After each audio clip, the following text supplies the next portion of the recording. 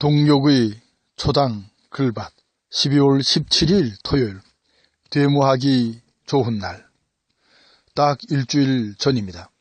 점점 깊어가는 겨울이라 알싸한 추위가 밀려올 수도 있는 때였죠.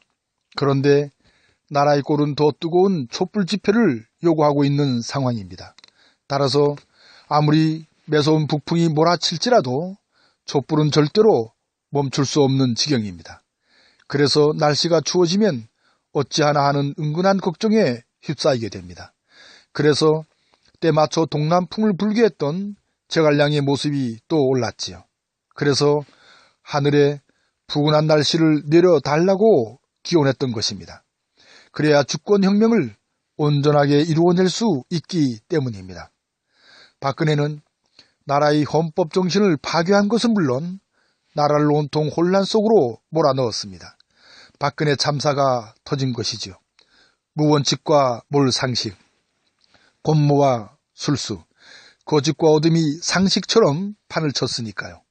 박근혜 탄핵은 박근혜가 임명하여 구성된 행정부도 탄핵한 것으로 보는 것이 타당할 테죠.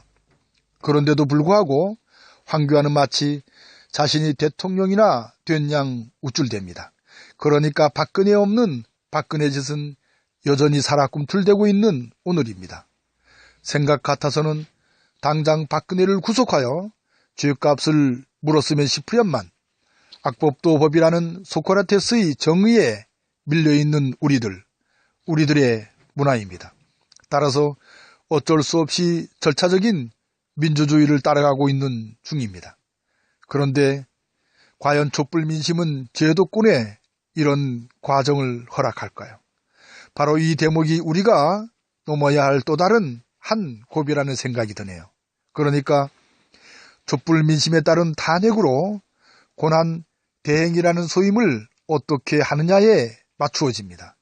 황교안을 인정할 수도 인정하지 않을 수도 있는 유동적인 상황에 놓여 있는 지금입니다. 헌법을 지키지 못한 헌재를 인정할 수도 인정하지 않을 수도 있는 상황을 이미 안고 있으니까요. 이런 상황에서 토요일은 내일 촛불 집회를 하게 된 것입니다. 이런 상황에서 엊그제부터 날씨는 뚝 떨어져 온몸을 움츠리게 만듭니다. 송년회를 준비하느라 바쁜 중에서도 토요일 날씨가 몹시 걱정이 되었죠. 그런데 어쩌냐 TV에서 전해주는 날씨 소식을 보게 되었습니다. 당이 내일인 토요일은 날씨가 풀려 아주 푸근하다고 하네요.